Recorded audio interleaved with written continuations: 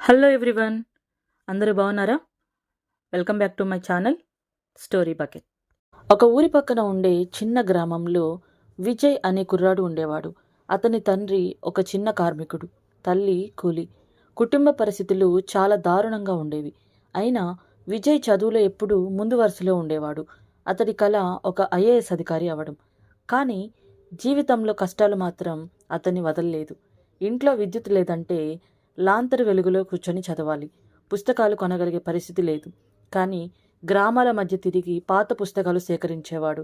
చాలామంది అతనికి నీ వల్ల కాదు అని నిరుత్సాహపరిచినా అతను వినలేదు. ఒకసారి అతను దూర గ్రామానికి ఉద్యోగ పరీక్ష రాయడానికి వెళ్ళాడు. ప్రయాణ ఖర్చుకు కూడా విజయ్ దగ్గర డబ్బులు లేవు. 3 గంటలు నడిచెళ్ళాడు. పరీక్ష రాసి తిరిగి వచ్చే సమయంలో అడవి మార్గంలో చిరుతను చూసి భయముతో చెక్కు చెదరకుండా ఓ చెట్టు మీద ఎక్కి నిద్రపోయాడు. ఆ రాత్రి అతనికి నీవు భయపడితే నీ కలలు కుప్పకూలిపోతాయి అని తన తల్లి చెప్పిన మాటలు గుర్తొస్తాయి. సంఖ్యలలో విజయం అతని వెంట ఉండలేదు.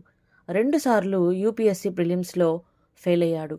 కానీ మూడోసారి అతను ఆల్ ఇండియా 34వ ర్యాంకు సాధించాడు. ఊరిలో ప్రజలు అతనిని భుజాలపై ఎత్తుకొని తిరిగారు. విజయ్ ఇప్పుడు గ్రామానికి దారి తెచ్చే విద్యుత్, నీటి ప్రాజెక్టులు, పాఠశాలలు, హాస్పిటల్స్ ఏర్పాటు చేయించాడు. చిరుదీపం ఒక చిన్న వెలుగు మాత్రమే కాదు, అది సరైన సమయంలో ఒక మహామార్గాన్ని చూపగలదు. కష్టాలు వచ్చాకే గెలుపు తీయగా అనిపిస్తుంది. మన జీవితంలో ప్రతి ఒక్కరికి ఒక లక్ష్యం ఉండాలి. ఆ లక్ష్యం చిన్నదా పెద్దదా అని కాదు, అది మన హృదయాన్ని తాకాలి, మన నిద్రను కదిలించాలి, మన శ్వాసను ప్రేరేపించాలి. ఎంతోమంది విజయాన్ని కోరుకుంటారు, కానీ కృషిని తప్పించుకుంటారు. కానీ నిజమైన విజయం ఎప్పుడూ కష్టంతోనే వస్తుంది. సూర్యుడు ఉదయించే ముందు చీకటి ఎంతో గాఢంగా ఉంటుంది తెలుసా?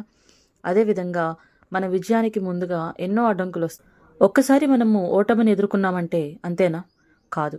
ఓటమి అనేది ఒక ముగింపు కాదు, అది మన విజయ ప్రారంభమయ్యే ముందస్తు సంకేతం.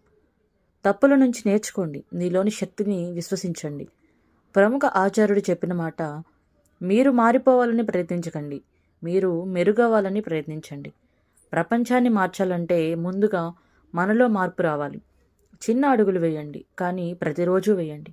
అది చదువులో కావచ్చు, ఉద్యోగం కోసం కావచ్చు, లేదా వ్యక్తిత్వ వికాసం కోసం కావచ్చు. మీరు పడే ప్రతి కష్టం, మీరు వేసే ప్రతి చెమట బొట్టు, ఇవన్నీ రేపటి నీ విజయానికి బీజాలు. మీరు సాధించలేరని ఎవరు చెప్పినా మీరు సాధించగలరని మీరు చెప్పుకోండి. మన విజయానికి మనమే పెద్ద శత్రువు, మనమే గొప్ప మిత్రుడు. సాహసించండి, ప్రయత్నించండి, పడ్డా లేవండి, చివరకు గెలవండి. మీ కలలు నిజమవ్వాలంటే మొదటగా నిద్రలేచి పనిచేయాలి. మీరు ఎదుర్కొంటున్న సమస్యలు చిన్నవి కావు, కానీ మీరు వాటిని ఎదుర్కొనే ధైర్యం పెద్దది కావాలి. ప్రతి సమస్యను ఒక అవకాశంలా చూడగలిగితే మీరు ఓ విజేత.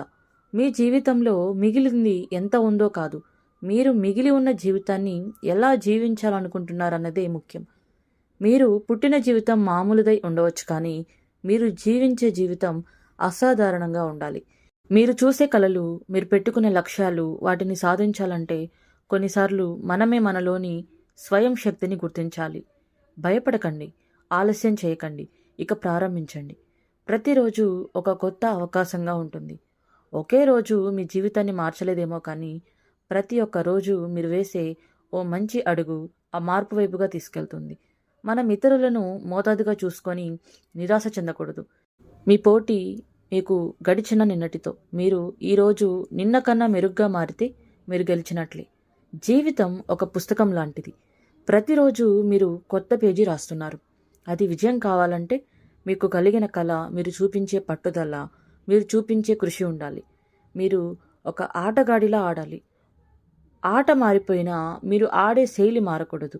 ఓటములు మీ గమ్యం మారేలా చేయకూడదు. అవి మరింత పటిష్టంగా మిమ్మల్ని ఆ గమ్యం వైపు నడిపించే సాధనంగా మారాలి. ఆలోచించడం మొదలు, ప్రయత్నించడం ఆపవద్దు. గెలుపు తప్పనిసరిగా మీ వైపే వస్తుంది. ధైర్యంగా ముందుకు సాగండి.